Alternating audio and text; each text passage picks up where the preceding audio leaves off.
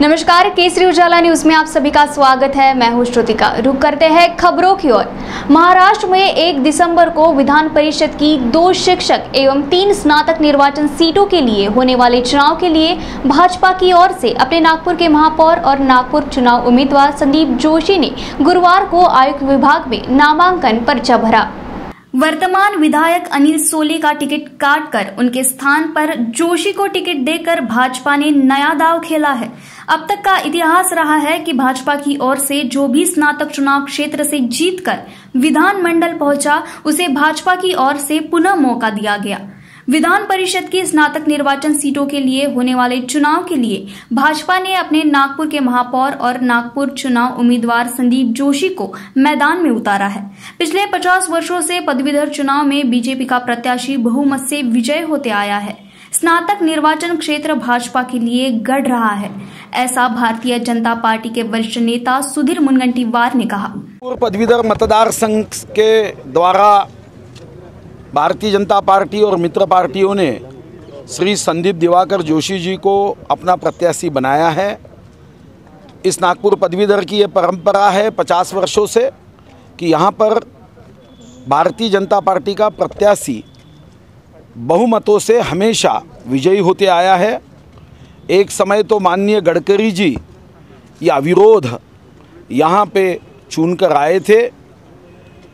साधारण रूप से बाकी पार्टियां अपना प्रत्याशी जब खड़ा करती है तो उन्हें ये पता होता है कि ये पदवीधर मतदार संघ है और यहाँ हमारा चुनाव जीतना ये कठिन नहीं महाकठिन है।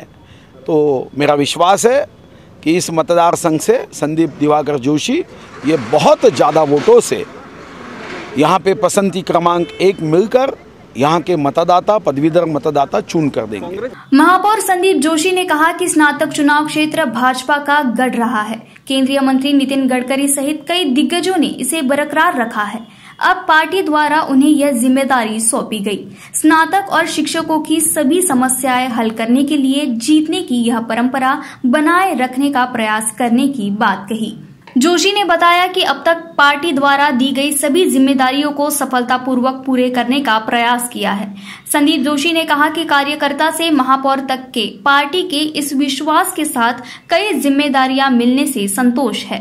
गत 20 वर्षों से शहर की राजनीति ने परीक्षा ली है। प्रत्येक वर्ग, स्तर और समस्या लेकर आने वाले प्रत्येक व्यक्ति को न्याय देने का प्रयास किया है। भविष्य में भी इसे जारी रखा जाएगा।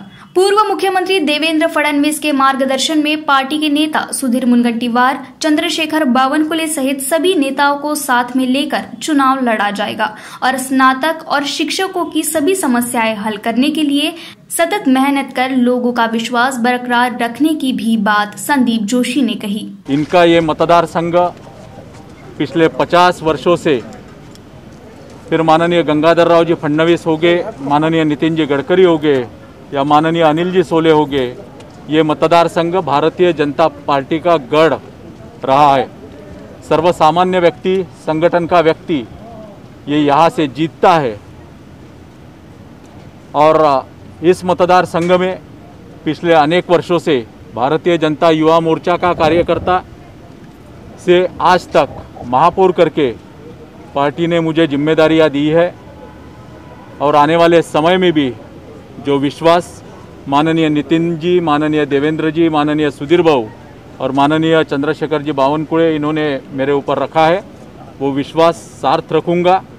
यहाँ पर पदवीधरों के विषय, पदवीधरों की समस्या, शिक्षकों की समस्या, शिक्षक कर्मचारियों की समस्या एवं विदर्भ पे बार बार जिस तरीके से ये सरकार अन्याय कर रही है उसके खिलाफ आवाज़ उठाऊंगा और सभी लोगों को लेकर ये मतदार संघ जो भारतीय जनता पार्टी का गढ़ है वो गढ़ निश्चित रूप से कायम रखूंगा।